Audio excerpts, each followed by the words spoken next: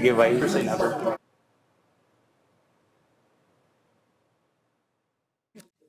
I can't hear you.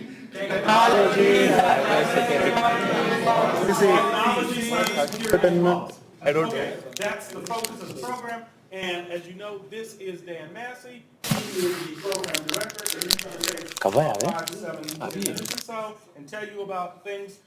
One of the issues that came up last semester was tell us about career opportunities, tell us about possibilities. Are there any students who could give us a sense of what internships might be like? And so these are our colleagues from Career Services, and they're going to talk about networking and possibilities. And there's a big career opportunity, is it? Next Thursday, or 2 Thursdays from now. Okay, 2 Thursdays from now. And Miss Amanda over there, and that's Miss Delaney. Miss Amanda will send out a notice so that you guys know where, when, etc. And I'm strongly encouraging you, in other words, you have to write a 1-pager about where it's going to be. And then Alex, he's actually had an internship. And so I wanted him in the room because guess what? You guys are looking for internships. And there have been various events. There was the ISSA event where several of you showed up. Who were the 3 who showed up? Are they here?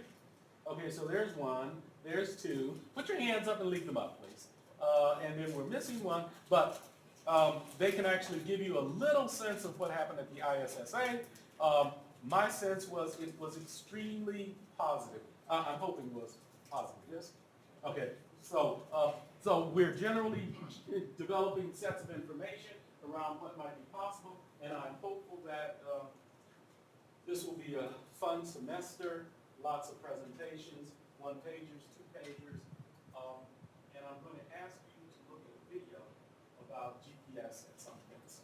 So without further ado, please welcome the director of the program, Professor Dan Massey. Thanks. I don't think I need this. I'm just going to use this for the recording for the distance folks. So just a couple quick program updates I wanted to tell you guys about. So as Jim's been pointing out, we are expecting our name change to go through within the next couple ideally days, a small number of weeks at the most. And I wanted to make sure you understand how that impacts you. And for the most part, it only does if you want it to, right? So the way we're structuring this is beginning fall 19, well actually beginning in a few weeks from now, we will be, or hopefully a few days from now, we'll be officially technology, cybersecurity, and policy. We'll be moving to the curriculum we have here. For those of you who like the idea of, hey, I might like that in my degree name, I believe we will have that option for you, right? So you will be able to do that if you want. If you say, but no, wait, what you have is you have the option to stick with the degree plan and the degree name and everything that you came in with, you get to keep, right? If you would like to move over to the newer one, you can. That's an option for you. Not a requirement by any means, but it's an option for those who want it. And for some of you, I know that might be that might be a positive. For others, if it's not a positive, don't make the change. You don't have to. Right? So I wanted to just remind you a little bit about the curriculum that we've got for going forward. And if you're asking to sort of change your curriculum substantially, we're gonna move you into this curriculum. All right, if you want to stick with your current plan, you can stick with your current plan, but if you want to do something different, here was our course plan. This is the same one that we had up at the beginning of fall semester. So the seminar is required for everyone, and that's even, we put that one in before you guys arrived, so pass-fail for the seminar, that's always going to be there. And I think this is actually something we really value a lot. Jim, myself, the whole team, really don't just think this is an added requirement, but this is really part of what you're doing in grad school. And so my favorite change is really the addition of the seminar. We are going to then say, all right, if you need to get a little bit more background, we're going to bring you into, you can take, and you guys have already done this, right? So think of this for new students, right? The new student can come in and you can take one fundamentals course. The fundamentals course is a little bit lower level. It blurs a little bit the lines between an undergraduate and a graduate course. Datacom's an example of that, right? It's sort of, is it the undergraduate networking course or is it a graduate course? It's a little bit of both. We don't want to make an entire graduate degree around courses like that because it's not good for you, it's not good for us. So you get to count one fundamentals course, and the students can take more than one fundamentals course, it just doesn't count toward the degree. You can also say, you know what, I don't need the fundamentals course, I want to do a fourth advanced elective. Then, as we talked about here, the reason this program exists is the 4 core interdisciplinary pillars, right? So you're going to have to take a core course in network communications. We've got 4 or 5 amazing courses to pick from there, right? That could be, and I know some of you have already taken this or are taking this, Kevin Epperson's awesome IP routing course. Jose, we're renaming some of the courses for fall 2019. Jose's Introduction to Network Engineering, right now 5460, which some of you took. Levi's got a great software-defined networking course. I'm missing at least 1 or 2. Charles is redoing his communication course. So, there's at least 4 to 5 to choose from there as a networking core course. Any one of those knocks off the requirement. Policy, law, and ethics, right now, the realistic option is David Reed's policy course, right? Other options are being added in. There are other options that are currently on board. Alex is a great example of somebody who can take advantage of these. There are other options joint with the law school. So the one thing I would recommend is, if you're really interested in that, for some of you, there are some great courses. Brad Bernthal, Blake Reed, these guys are a long time associated with the program. Love to take a course from them. Do that. What I would not encourage, if you have a friend coming in, or if you're thinking about doing this in your second year you probably can do it. And Alex is joint with the law school, and I think if this is your first U.S. course and probably the first course you're writing in English, throwing you with third-year law students may not be the best strategic idea, right? You can do it if you want, but we want to, we want to put you in courses where you're going to succeed, and so, I hear they do a decent amount of writing in law, a little bit here and there. Okay, yeah. So so we have at least David Reed's course, and we have more courses, and we will be adding more, hopefully by the time fall gets here. Entrepreneurship and economics, we currently have 2 courses. Both are really good courses, and so one of those courses is Scott Savage's econ course that many of you took last semester. The other alternative there for a core course is John Scarano's business strategy course, which is running this semester. Right? So we got 2 options there. Cybersecurity. For the core course, we have Introduction to Cybersecurity, which we're going to run every semester, and then we'll need to fill in a little bit more there. But those are sort of what we mean by core courses. And the idea is you get to pick, but you got to pick one of each. Right? Then you've got 3 advanced electives, and this is different from what you guys have now. Again, you can stick with what you have now. If you're like, I like what I have now, keep it. If you're like, I'd like to tweak it a little more, you're welcome to come to this one. The advanced elective courses, we've got around 10 cybersecurity courses running this semester. You could take 3 of those. You could say, I'm really here for cybersecurity. I'm going to do my seminar series. I'm going to take a fundamentals course like Datacom or Linux. I'm going to take Jose's course, David Reed's course, John Scarano's course, Intro to Cybersecurity, and 3 more cybersecurity courses. Any 3. Or you could say, I'm a network engineer. I'm going to do the same thing, but then I'm going to take, let's say I took one of my network communications course was Jose. I'm going to take Levi's course, Kevin Epperson's course, and a second course from Jose or Levi. Or a course from Charles, or a course from Kevin Gifford in wireless, or what. This is for you to tune. Right? And then you top it off your senior year with either a capstone, which many of you will be in next semester, or a thesis. Capstone is the more common. Thesis, you need a thesis advisor. You can do either one. We have a third, not often used but rarely used option, which is a portfolio, to say my last 2 courses, instead of a thesis or capstone, there's a lot of courses I want to take. I want to string together a bunch of network engineering courses or a bunch of cybersecurity courses, and so I want to replace those 2 courses with 2 regular courses. That, with the approval of the approval of the program, you can do that. What you can't do is you can't come in and say, either a thesis or a capstone is a decent amount of work. I want to take for my other courses, underwater basket weaving and some, the 2 easiest courses I can find on campus. No, it's got to be 2 courses that make sense for your career plan. So that's our curriculum. That's where we're headed. You can join this. You get to keep everything you have. If you say I don't want any change, you don't need any change. If you say, hey, I would rather be in this structure, welcome, you can come to this structure anytime. And that's where we're headed. The name change should happen soon. We're adding some additional degrees. One last thing which is happening and should be in place by fall. This is our primary master's degree.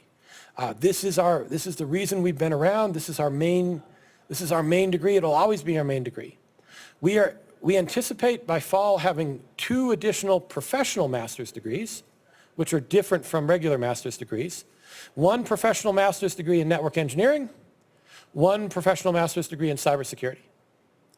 The main distinction being you get rid of the interdisciplinary part, right? So if you're like, if you're saying, I don't want to take a policy course, and I don't want to take an economics course, and I don't even want to take a cybersecurity course, I just want to take a ton of really interesting network engineering courses. 2 messages for you. 1, you're going to regret that in a few years. But if that's the path you want to follow, we will have a degree that focuses on just the network engineering part. Same thing for the cybersecurity folks. If you're like, hey, I'm all about cybersecurity. I don't need to know networking. I don't need to know policy. I don't need to know entrepreneurship and economics. I will tell you for every position in both government and private industry I worked at, I don't want you as the employee. I will hire you as a frontline first employee, but moving up is going to be hard. But you can certainly do that. We believe the combination is the way to win, but we will have those 2 options, and there will be a little bit of interdisciplinary you can do in both of those, but not a lot.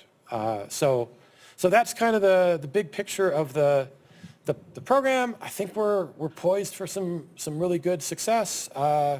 We've got a bunch of great existing courses, a bunch of new exciting courses, and with that, I'm probably over my time. So what I'm going to do is I'm going to say, anybody have any questions? Anything that's worrying you or confusing you? Yeah. So this master program in the next semester, it will be just focused as a master in telecommunication, or it will be specific to tracks? So cybersecurity or security or networking like that? Oh, great question, right? So currently, if you're admitted into the program with tracks, if you stick with telecommunications, you get to keep the track, right? So whatever you're currently in, you can keep. Right? Going forward, in fall 19 and beyond, there are no more tracks. Okay. Right? So if you get the master's degree, and if you say, hey, rather than have the master's degree say telecommunications, I'd rather have it say technology, cybersecurity, policy, then you don't get the track. The track essentially sunsets with you guys. If you want to use the track, you're in the track and you meet the requirements for the track, more power to you, right?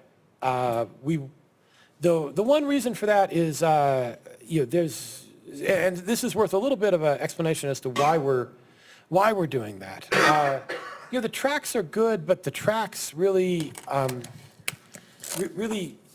are not were never the main point of the program. The strength of the program that got it started was always that this was an interdisciplinary program, and so adding sort of doing the interdisciplinary program and saying we're doing as little interdisciplinary as possible and I'm really centered in this is not great. The other thing is there's a lot of good ways to match this, and as you go through the program, you might come in saying, I only want network engineering, and then you might say, that policy class was kind of cool. I do want to take something in law school. Or or I want to, how do you want to split these up, right? You could say, I want to go deep in one area. All 3 electives are wireless. Awesome, you should do that. Right? You might say, I want a wireless plus a network engineering plus a cyber. Or I want, this one has either John Scarano's or Scott Savage's class. I want both. It gives you as the grad student, it puts a little more responsibility and a little more authority back on you to say, we're not relying on the program to say the right elective courses for Raj are course A, B, and C. It's kind of like, Raj actually knows what he's doing. Raj can, we should let Raj pick. And if he wants to pick all network engineering, awesome. Wants to pick all cybersecurity, awesome. Wants to pick a mix, awesome. So that's sort of the change. But if you want to stick with the thing you're in now, you get to keep it. All right. One last question, then I really need to pass it on. Yeah, so. What is the difference between professional masters and general masters? That's a great question. Difference between professional masters and general masters, right? So the masters is more of a typical CU masters. In general, it pushes you closer to a research story, right? So it carries with it a little bit more of a, hey, I was at the cutting edge research. The professional masters is generally speaking a little bit more on the technical training part, right? So for example, if you're looking to move up and become the next CTO, honestly, the master's is a better degree than the professional master's.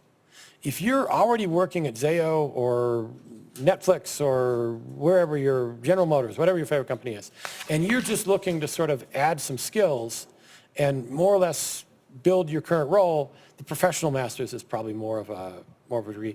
They're both great degrees, but generally there's more research. And the other, toward that end, there is no thesis option in the professional master's. If you're doing a professional master's, you say, hey, I want to do a professional master's with a thesis. We just say, no such thing. So professional master's is geared more toward portfolio than it is. Thesis is not allowed. Portfolio is more the preferred route. Capstone is allowable, but not normal. And we'll put some more detail out there. Again, for any of these things, as they roll out, you have if you see something that's really cool and you want to roll into, you have the option to take it. But you always have the option to stick with what you're in, tracks, existing courses, whatever it is, that's good to go. All right, so I'll be around for more questions later, but we got a whole bunch of other people and I don't want to hog the whole time. So let me move out of the way here. So let's thank our speaker, please. Technology, cybersecurity, and policy. What you're also very much interested in, what are some career opportunities? And so we have, and you're going to have to do your own self-introduction, but we have 2 representatives from Career Services, and they're going to talk about the event on the And it's the 31st. on the 31st. So that's going to be talked about. And then networking, possibilities of internships, et cetera, that's also in play. So please, welcome our colleagues from Career Services. And you've got some distance folks that will, There may be some distance folks up there. so we'll use the mic for that purpose. All right, so my name's Ray Brandecki. I know I've met with some of you before, and I spoke to your group last year, or at the beginning at your orientation, although I know you've all learned a lot in the past couple months. I also brought my colleague Mindy, and Mindy is passing out some papers. Feel free to grab them if you're interested. If you're not interested, just pass them down to the next person. We are trying to be green, so I'll take back whatever people don't want. But what it is, it's a flyer for the career fair on the front. On the back, there are a multitude of Prepare for the Fair events. So figuring out what you need to, places and spaces where you can get ready to be your best self at the career fair. That's on the back side, so all sorts of different events.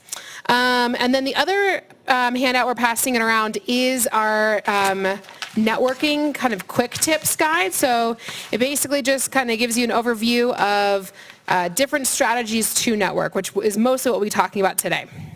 So I don't have a ton of time, so I'm going to just kind of blaze through some of these. Please ask questions throughout. Feel free to raise your hand. I will leave time at the end as well, so I might answer your questions as we go. But I want to just get started. I know many of you have already engaged with career services because we've already seen, we typically see a lot of the telecommunications students. So something to think about. How many of you have been told to apply for a job online or an internship online? Either by a company, by a friend, by a faculty member? Most of you, right. Yes, everyone tells you to apply online. I think I shared with y'all in the spring, or sorry, when I was here in the fall, it is unfortunately the least effective way to find a job. The least effective. And I say that because, not to be super discouraging, but because unfortunately what we know, what data shows, if you rely solely on applying online, only 30% of jobs will be even open to you. And your return rate, your yield rate, and this is not for offers, this is for interviews and rejections together, your return rate is 5%.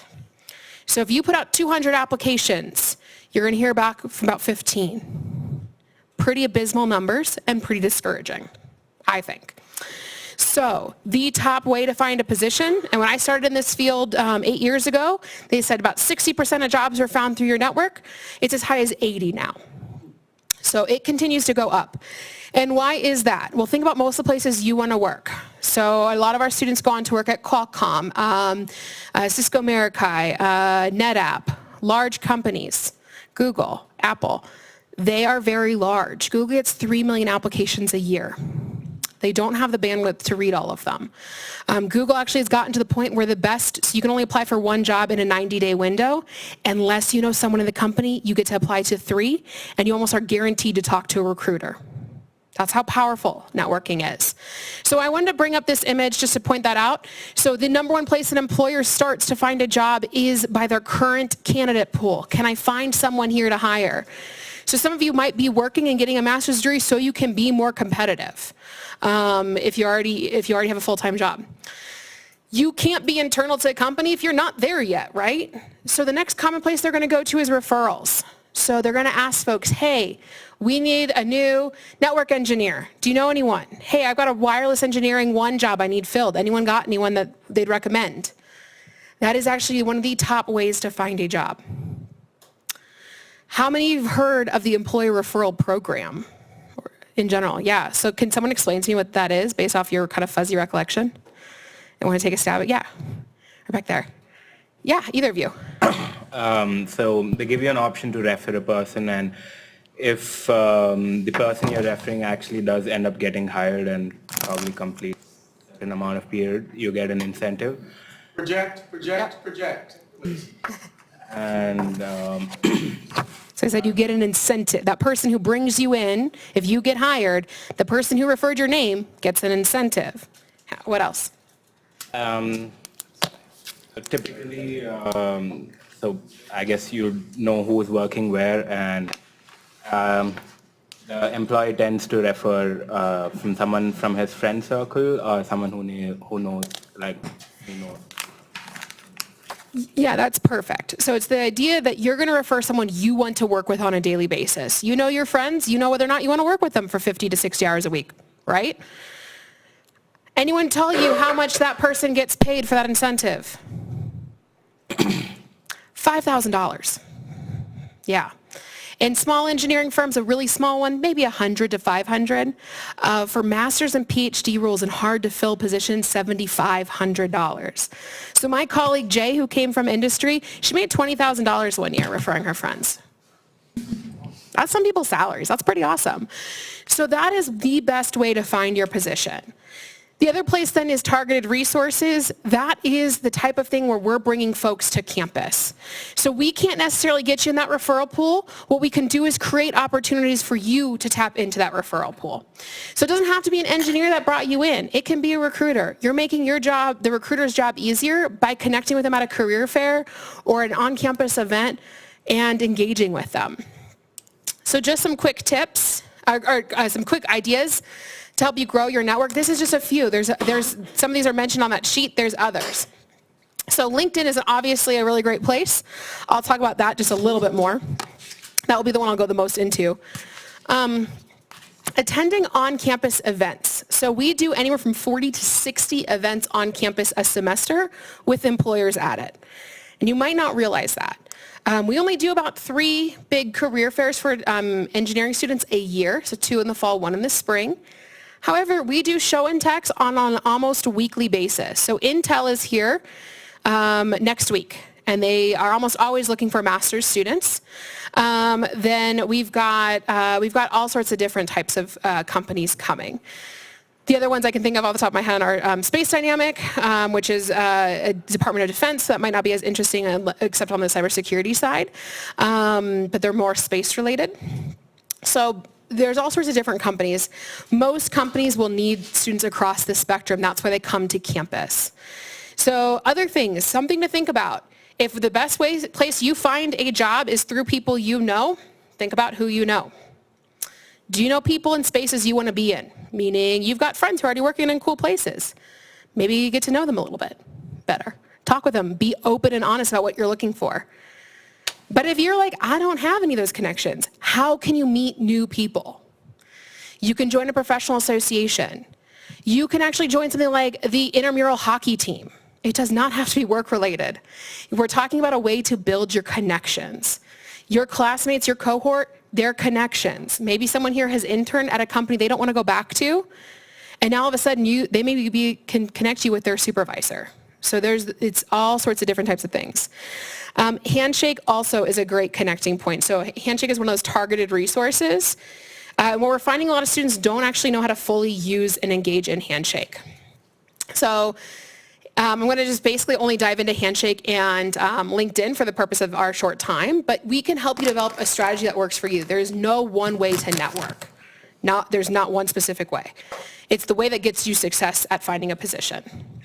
So with Handshake, you can actually go simply on to log into Handshake, go to the Jobs tab, and you can type in something here, keywords, and keep in mind, if you get really specific or if you use acronyms, so like ITP is not going to pull up a job. If you do cybersecurity, it might not pull up every single one because it depends if you put cybersecurity as one word or two and how the employer put it in there. So search security, search wireless engineer, networking engineer, network engineer, so vary it up. We have 15,000 jobs posted on Handshake in the last year and a half for engineering students. 15,000 for significantly less graduates. I think we've had maybe 2,000 graduates in that time for the whole body of engineering. So think about that. We have way more jobs than qualified candidates. So you go to jobs, you type in some skill sets, maybe where you want to target, and then if you hit this button, create search alert, anytime a new job that meets that or internship meets that qualification, you'll get an email. So pretty simple. But taking it a step further, a lot of folks don't realize you can search for companies on Handshake, and Handshake is basically all the cool things about Glassdoor and LinkedIn in one spot. And these companies have specifically said, we want to reach CU students. So earlier today, I was going through and approving companies to post positions for CU. We all post companies. They're vetted. It takes me about 20 minutes to approve a single employer, depending on how much information they give me on the front end. So this is Keysight Technologies. They were looking for some wireless engineers. So I just want to pull out some things for you. So up here you can see reviews and interviews. You can actually go and see what other folks who have interned there have reviewed, how they've reviewed it, what their experience is like. Interviews that give you insight into what your interview questions will be like. And then something else that a lot of students don't know is they can share their phone or email or contact information. Now this is a generic email, so this is just their HR department, but it actually gives you someone you can still reach out to. Some companies will give you a specific person's name and email address and title that you can reach out to. So that's pretty awesome. So the other great resource is the LinkedIn alumni feature. How many of you have explored this before? Oh, okay, awesome, a few of you. So the nice thing about this is thinking about, I know most of you for this program have come from places other than Colorado. So if you're a CU alum looking for other CU alum in Boulder, you're kind of a dime a dozen, maybe not as unique. But maybe you're looking at Qualcomm in San Diego and you went to the University of Belgrade. Look up your alma mater and see who might be at Qualcomm. You'd be surprised how many folks go all over the world. So now you're in a very niche pool. oh, there's 5 folks from the University of Belgrade at Qualcomm. I can reach out to one of them and just say, hey, we went to the same undergrad. I'd love to learn more about what you're doing there. I'm really interested in a career in wireless engineering or in telecommunications. What would you say is X? Giving some sort of ask. So it's as simple as you just go to linkedin.com/alumni as long as you have an account. If you don't, it's a little bit more complicated, but just Google CU Boulder alumni, it will come up. And then this is a search bar for that, is a keyword search for their entire profile. So you can search telecommunications, wireless engineering. You can search any sort of keyword, it will search their whole profile. It does work. I had a student interested in making cosmetics, which a lot of folks don't realize you need a chemical engineering to make cosmetics. We have 4 alumni that work in the cosmetics industry from CU Boulder's engineering program. One happens to be in Boulder. She reached out to them through LinkedIn. They created an internship for her. So it does happen. But it doesn't usually happen right away. You've got to start a conversation first. So this is, I think, where a lot of folks get caught up. This is something where you've got to be compelling.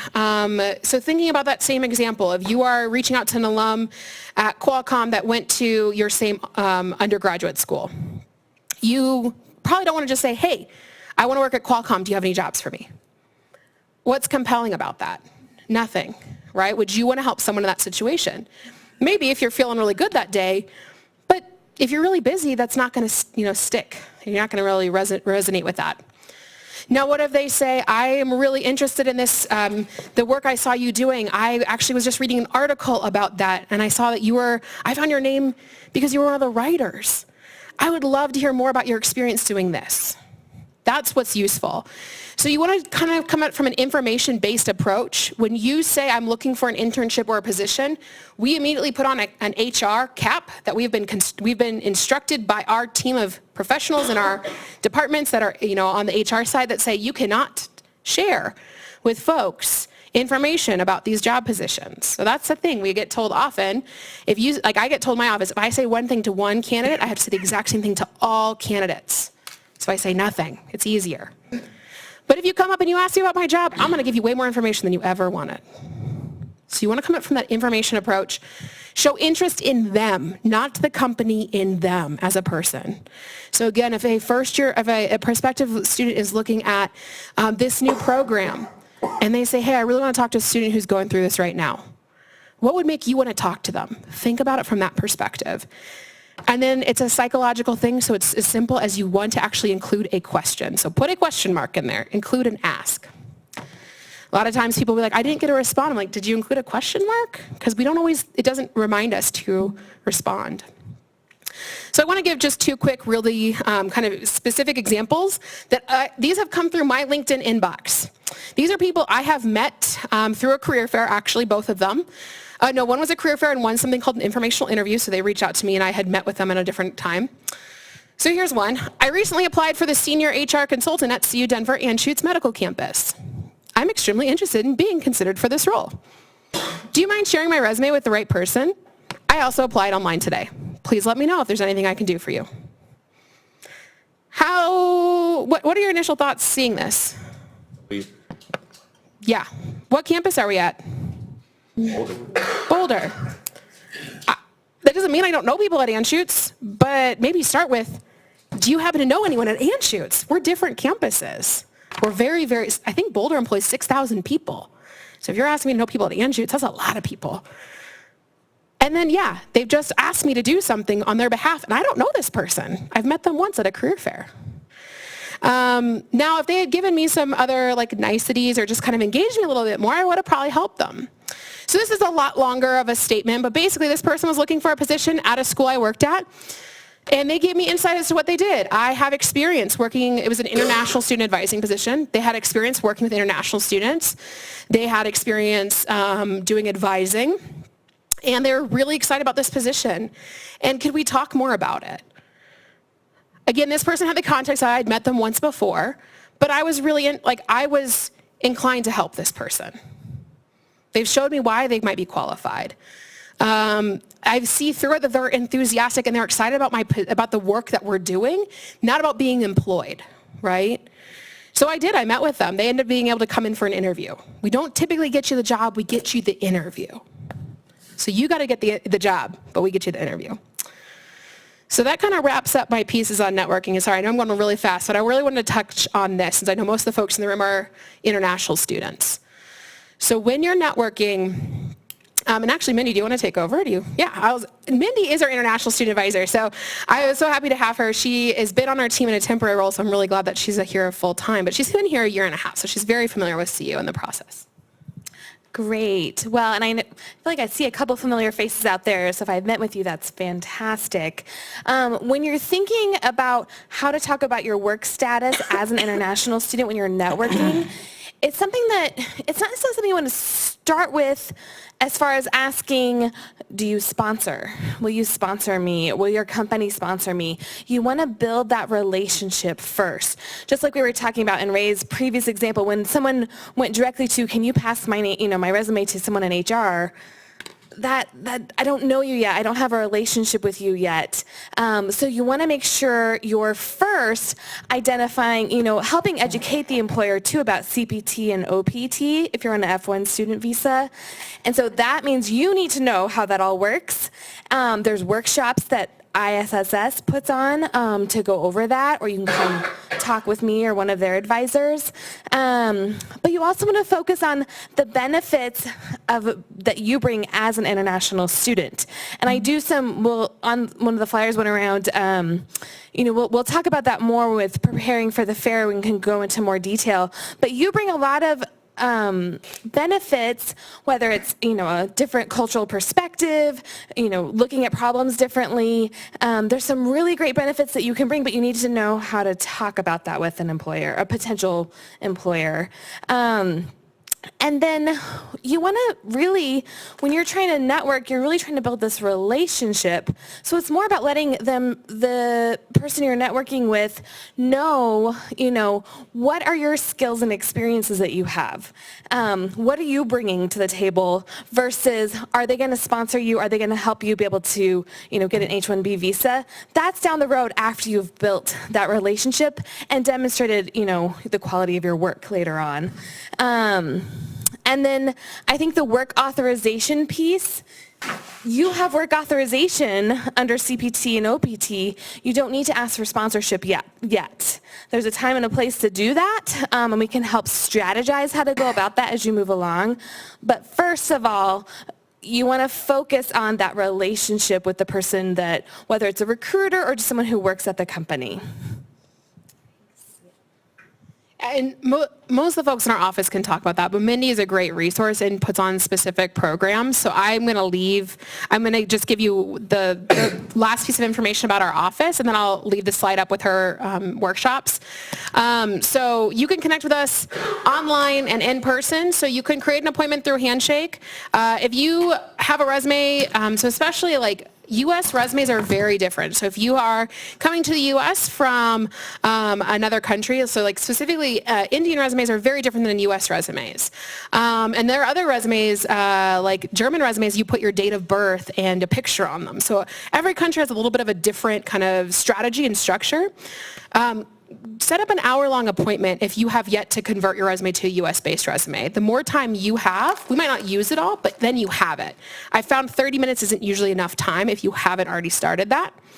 Otherwise, if you're like, I feel pretty comfortable with where my resume is at and I just want another set of eyes on it, come for our drop-ins. They're 11 a.m. to 4 in the C4C office, and then 1:30 to 4 in the engineering office, which is just over by the Bold Center, Tuesday through Thursday. C4C is Monday through Thursday, so they have an additional day. The other thing is many of you might be working or might just be busy during your day. We can also review them online, engrcareer@colorado.edu. The one caveat with that is I am a more effective resume reader and writer the more information you give me. So give me some jobs you're looking at, internships you're exploring, some goals you have. If I have that, I'm going to be much more effective. Otherwise, I'm basically just grammar and proofreading it. So So with that, here are Mindy's workshops. The rest of my workshops, and they're all workshops we put on, are open to all students. These ones are just the ones that are international student specific, so we know that many of you might be interested in this. But with that, we probably have time to take one question. Any questions out there? Awesome. I know I talked to a really, oh, yeah, go ahead. Does applying on Handshake give you like a better advantage? Like you'll be in a part of a better pool, or is it like a reapplication if you've already applied on LinkedIn or something? That is a great question. Thank you for asking that, because I failed to mention it. It is a much better strategy. So I would say still apply on the other platforms, but applying on Handshake, an employer to post on Handshake, they often will start by emailing your professors and your faculty chairs who will forward those positions to us. We call them, we coach them on putting it on Handshake themselves. So it takes work on their part. They actually call us back sometimes and say, we didn't get any applicants. So I actually know of a really top employer here in Boulder, huge employer, and employs thousands of people. They only got 5 applicants to one of their positions. And they hired 500 people last year. So 5 applicants, you got pretty darn good odds, right? So most of our students are having a lot of success with Handshake. It's still an online platform, so it shouldn't be the only strategy you're using, but we can talk about how to do it most effectively. Yeah, great question. All right, you can always email me, and I'm sorry if I went a little over, but I know you want to hear about your internship. So with that, I'll take it. Let's thank our colleagues. Okay, so we've talked a little bit theoretically about what might be possible, and now Alex is going to tell you some of his experiences, and so Alex.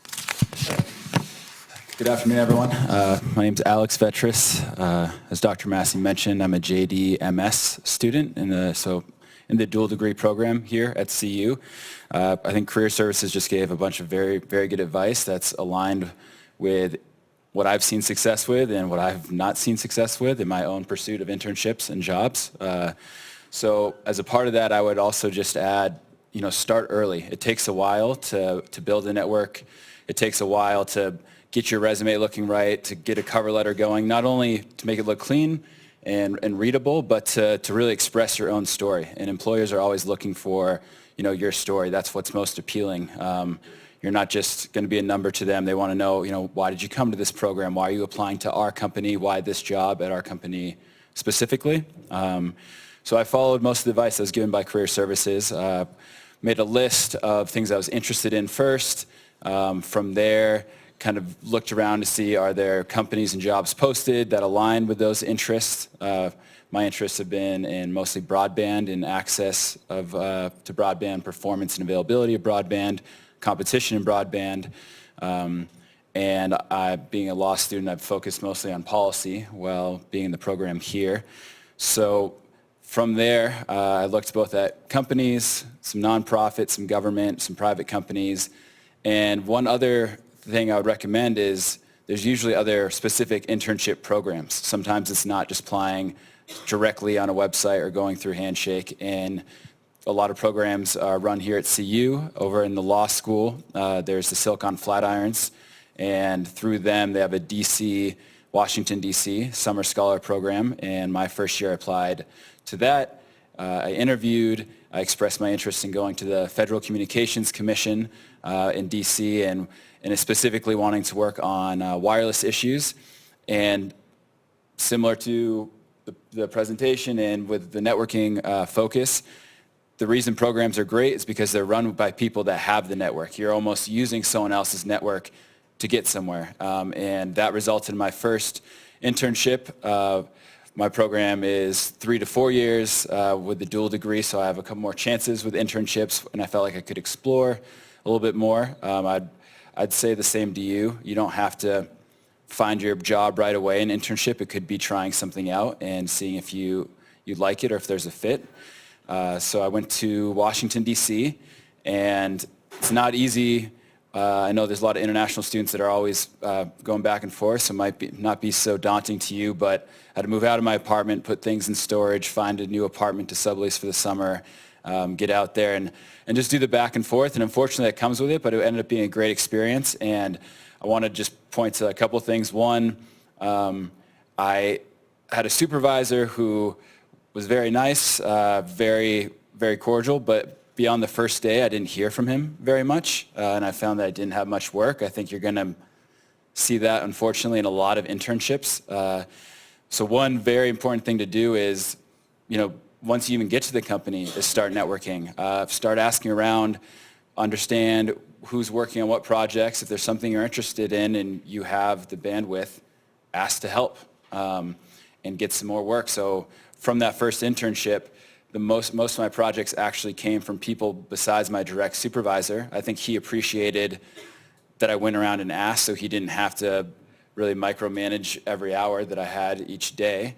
And the best part for me was I got to some say in what I got to work on, and the people that I met by going around and introducing myself, I've stayed in touch with. And so that leads me to the second internship, which was purely through networking. It was a separate person in the wireless bureau at the FCC that I did several projects for. At the end of the summer, I basically was saying thank you and saying goodbye, and he asked me what my plans were for the following summer, where was I interested in, and I listed a few companies, and he goes, oh, actually, someone that worked here last summer, he had been here for 5 years, just went there, and this is a legal role, to basically lead their regulatory practice. And he knew 2 other people at other companies, and he just put me in touch, and I tried to mimic the emails you saw up there, which wasn't, I need an internship or I need a job. It's, here's who I am, here's my background, I'm really interested in your company, what you do, I'd love to learn more. They're all informational interviews, and it just puts less pressure on the person you're talking to. They can feel out if they like you, if they think you're qualified, if there's an opening.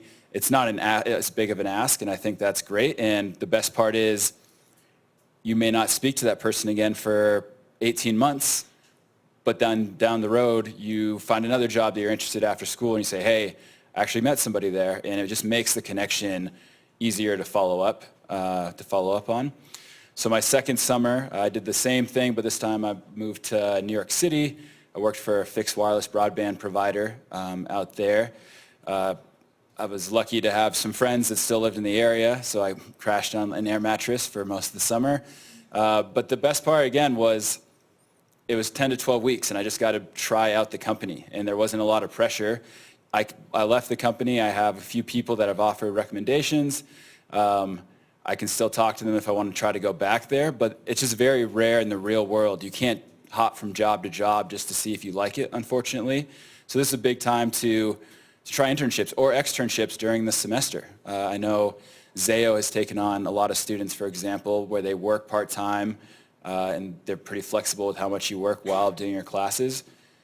It's just good you just can't really get a good idea of a company until you spend a little time there and meet more people. So that's kind of been my approach, is use this time as a litmus test to see what I like, what fits, what locations I would like to try to end up in, and then rely on that going forward by just continuing to build out the network. And I think you'll find in tech, in telecom, it's a much smaller industry than you think, and that can be good and bad. And so one good part is that it's really easy to make a connection.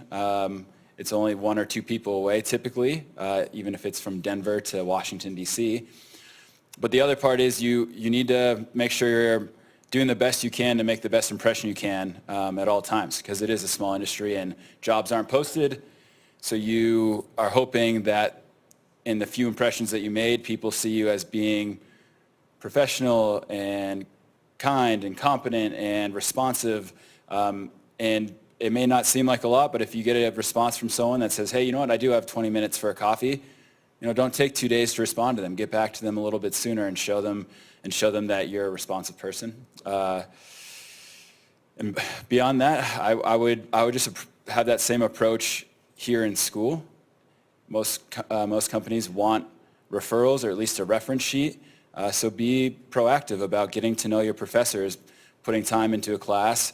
Don't just say I want to get the A, because a lot of times you can make a bigger impression by talking to your professor and saying, hey, look, actually I have a letter of reference in my networking class not only did I get an A, but I've established this relationship, and it's not me saying I'm so great.